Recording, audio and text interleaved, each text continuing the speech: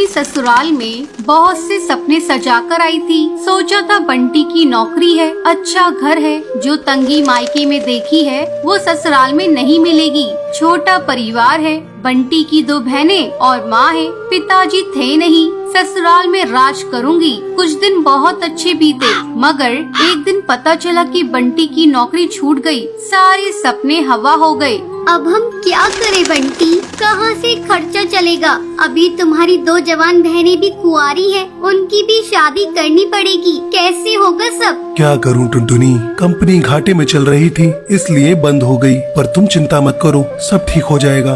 2 साल बीत गए मगर बंटी को कहीं काम नहीं मिला। जो जमा पूंजी थी उससे एक बहन की शादी कर दी। कुछ दिनों बाद टुनटुनी को एक बेटी हुई। टुनटुनी की चिंता और ज्यादा बढ़ने लगी। बंटी, अब हमारी बेटी हो गई है, अपनी इच्छाएं तो मैं मार भी लूं, पर बच्चे की जरूरतें वो तो पूरी करनी ही पड़ेगी ना।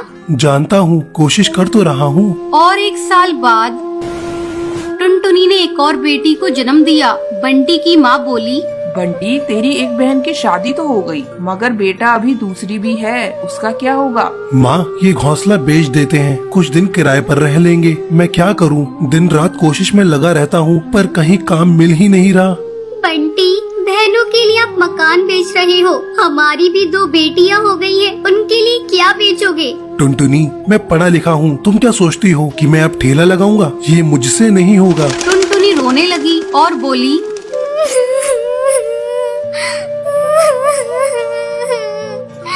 तो क्या मैं अपने बच्चों के लिए 10 रुपए के अनाज के लिए भी तरसती रहूं? दोनों बच्चियां दाने के लिए रोती रहती है, क्या पानी से उनका पेट भरती रहूं? जब तक कोई नौकरी नहीं मिलती तब तक तो कुछ कर ही सकते हो, या मुझे ही काम करना पड़ेगा?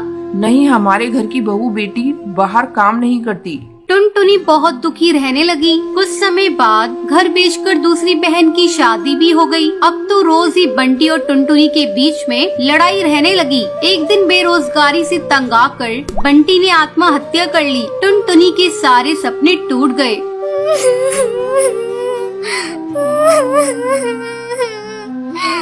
मैं बिल्कुल अकेली हो गई हूँ। अब जिम्मेदारी टुनटुनी के सर पर थी। बूढ़ी सास, अपनी 2 बेटियां और घोंसले का किराया। कुछ आसपास के पक्षी गरीब समझकर बच्चियों को पुराने कपड़े और खाना देकर मदद कर दिया करते थे। टुनटुनी अपनी सास से बोली, माँ, 2 महीने गुजर गए, जो घर का पैसा बचा था वो सब खर्च हो गया। अब मुझे ही कोई काम करना पड़ेगा। जिस गरीबी में हमारे दिन कट रहे हैं, मैं नहीं चाहती कि मेरी बच्चियाँ भी गरीबी में दिन गुजारे। मगर तू करेगी क्या बहू? अपना कुछ काम करने के लिए पैसे भी तो चाहिए। कोई बात नहीं माँ, कोई तो मदद कर ही देगा। टुनटुनी ने सब रिश्तेदारों से मदद मांगी, पर किसी ने कोई मदद नहीं की।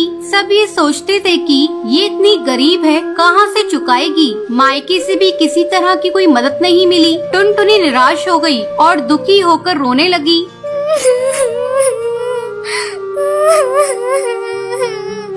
मैं अपने बच्चों को भूखा नहीं मरने दूंगी, कुछ ना कुछ करूंगी, पर इतने पैसों में क्या काम करूं? एक दिन उसे उसके ही जंगल का एक चिड़क गोलू मिला। वो टुनटुनी की शादी से पहले टुनटुनी को बहुत पसंद करता था, लेकिन उससे कभी कुछ कह नहीं पाया था।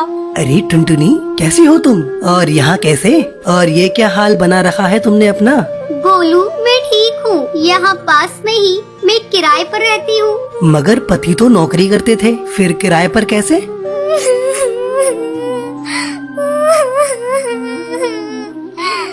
मेरे पति नहीं है, नौकरी छूट गई, घर बिक गया, बहुत गरीबी में दिन गुजार रही हूँ, कोई काम भी नहीं कर पा रही हूँ। मेरे पास केवल 1000 रुपए है, उसमें मुझे घर का खर्चा भी चलाना है और किराया भी देना है। मेरी सास बुजुर्ग है और मेरी 2 बेटियाँ भी है, कोई सहारा नहीं है, सबने साथ छोड़ दिया। कैसे कर पाऊंगी इतने कम पैसों में कोई काम? इतनी चिंता मत करो टुनटुनी, तुम चलो मेरे साथ। गोलू उसे चूड़ियों की थोक रेट वाली दुकान पर ले गया। ये मेरी ही दुकान है टुनटुनी।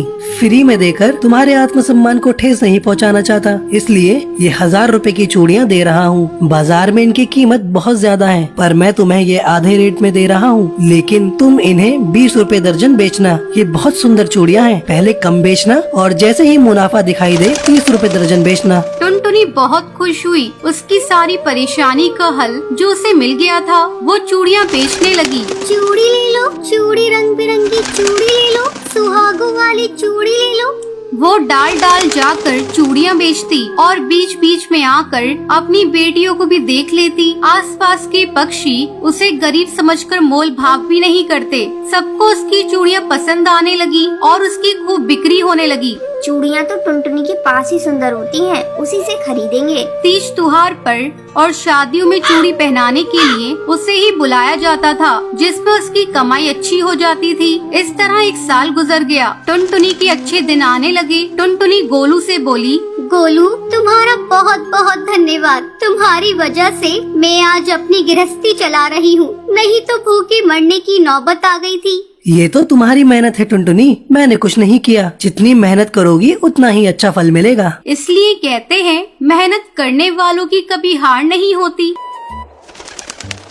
बंटी कबूतर की बीवी टुनटुनी की हाइट काफी छोटी थी। वो इतनी नाटी थी, जंगल के पक्षी उसका कई बार मजाक बनाते थे। टुनटुनी, तेरे लिए तो मुझे किचन में टेबल रखना पड़ेगा। माँ जी, इतनी भी नाटी नहीं हूँ मैं। और हाँ, हील्स पहनकर तो आपकी जितनी आ जाती हूँ। अरे, तेरे पापा ने महंगी मोटर का लालच दे दिया, वरना तो मेरे बेटे के लिए ये लंबी लंबी चिड़ियों की लाइनें लगी थी। क्या बताऊँ तुझे, कटरीना फेल थी उनके सामने।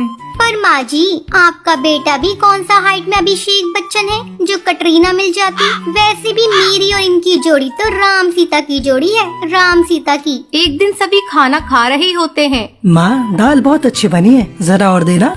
रुको जी, मैं लेकर आती हूँ, किचन में है। वैसे भी मैं खड़ी ही हूँ। ये सुनकर सास हंसने लगती है। तुम खड़ी हो या बैठी, एक ही बात है। बस कीजिए जी, अभी हील्स नहीं पहनी है मैंने। वैसे भी हील्स पहनती हूँ तो आपके बराबर लगती हूँ। एक दिन टुनटुनी सब्जी लेने बाहर निकलती है तो पड़ोसन कहती है, देखो देखो कितनी नाटी है। रंग तो दिखने में ठीक ठाक था, हाइट भी ठीक ठाक थी, फिर क्या जरूरत थी ऐसी नाटी बहू लाने की। दहेज बहन दहेज, अंधे हो गए थे पैसों के पीछे, अब करे जग हंसाई।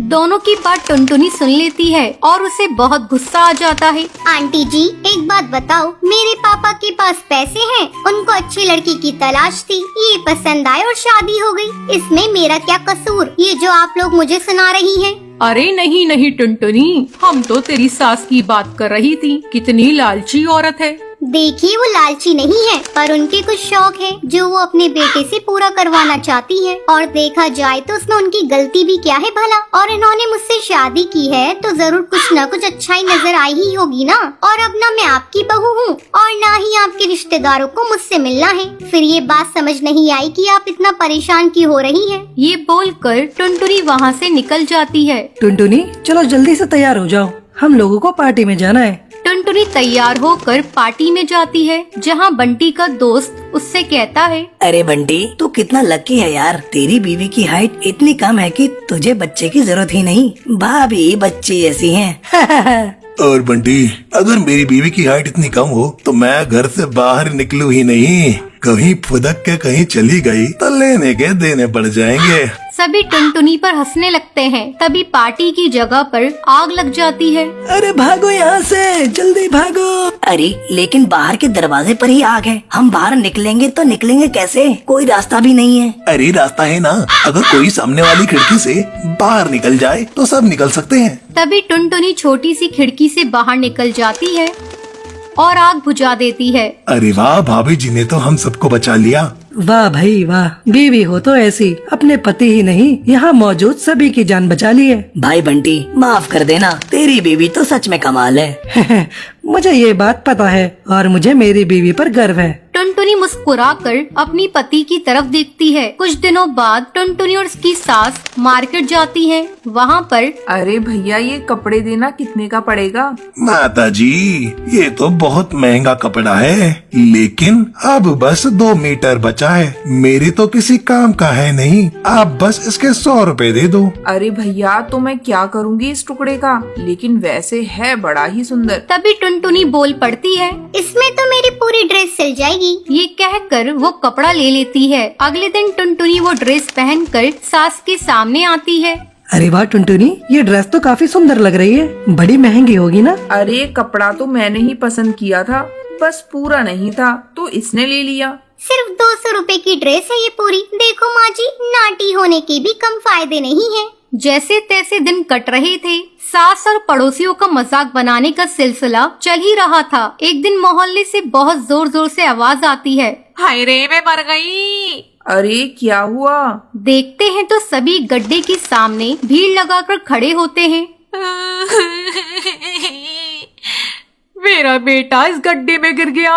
पड़ोसन जोर जोर से रोने लगती है। तभी वहाँ टुनटुनी आ जाती है। रोइए मत, मैं प्रिंस को लेकर आती हूँ। ये बोलकर नाटी सी पतली सी टुनटुनी चिड़िया गड्ढे में घुसकर बच्चे को बाहर ले आती है। तब क्या था, एक बार फिर टुनटुनी के लिए पूरा मोहल्ला तालियां बजाता है। मुझे माफ कर दो टुनटुनी, मैंने तुम्हारी हाइट का कितना मजाक बनाया था। कोई बात नहीं मासी, प्रिंस ठीक है, ये बहुत है। अब वो दिन आता है जब सास टुनटुनी की तारीफ करती है।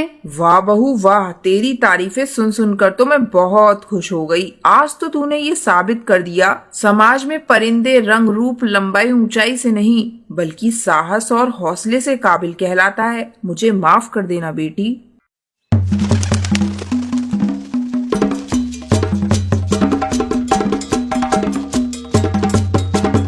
बहुत समय पहले की बात है। चंपकवन जंगल में भूरी नाम की चिड़िया रहा करती थी। उसके माँ बाप उससे बहुत नफरत किया करते थे क्योंकि वो काली थी। एक सुबह, भूरी, तू मेरे सामने सुबह सुबह मत आया कर, बिल्कुल चुड़ैल लगती है। कम वक्त पूरा दिन मेरा खराब कर देती है। माँ, मुझे जोरों की भूख लगी है, इसलिए मैं किचन में आई हूँ। चल भाग यहाँ से अपने घोंसले में। जिस खाने पर तेरी नजर जाएगी वो सब राख हो जाएगा। जब सभी लोग खा लेंगे तब मैं तुझे बुला लूंगी। माँ, तो मुझे इतना डांटती रहती हो और पिंकी को तो बहुत प्यार करती हो। खबरदार, जो तूने पिंकी से अपनी बराबरी की तो उसका रंग देख, गुलाब जैसा गुलाबी है और तू तो बिल्कुल कोयले जैसी काली है। तुझे देखते ही मुझे उल्टियाँ आने लगती हैं।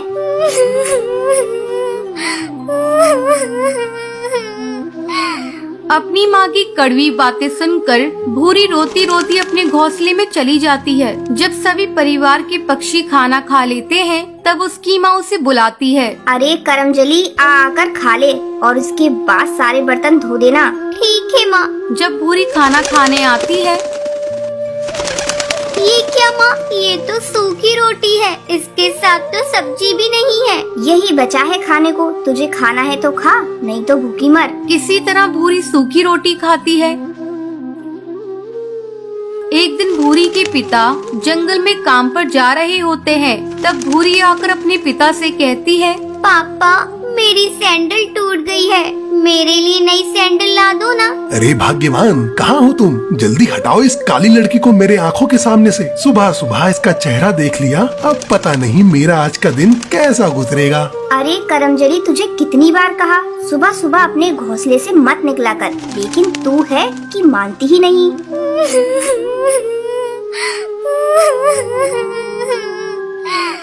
मैं इतनी बुरी हूँ तो मैं ये घर छोड़कर चली जा रही हूँ। हाँ हाँ, चली जा, तेरे चले जाने से यहाँ किसी को फर्क नहीं पड़ेगा। कम से कम तुझसे पीछा तो छूट जाएगा। माँ, मैं भी तुम्हारी बेटी हूँ, तुम इस तरह मेरे साथ क्यों बर्ताव कर रही हो?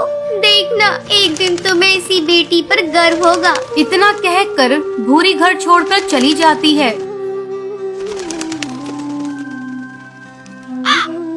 भूरी भटकती भटकती पास के एक जंगल में पहुंचती है। धूप के कारण उसके नंगे पैर में छाले पड़ जाते हैं।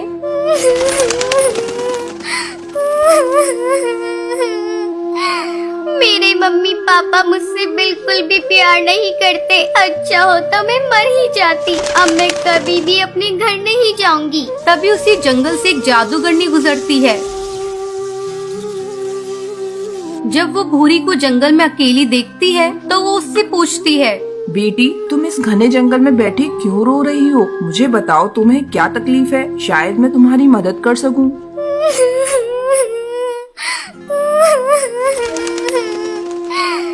जादूगरनी, ये देखो मेरे पैरों में छाले पड़ गए हैं। मेरे मम्मी पापा मुझसे बिल्कुल भी प्यार नहीं करते, इसलिए मैं अपना घर छोड़कर यहाँ आई हूँ। ये सब मेरे काले रंग से नफरत करते हैं। बेटी तुम चिंता मत करो, मैं तुम्हें एक जादुई सैंडल देती हूँ, जिसे पहनते ही तुम बहुत ही खूबसूरत हो जाओगी।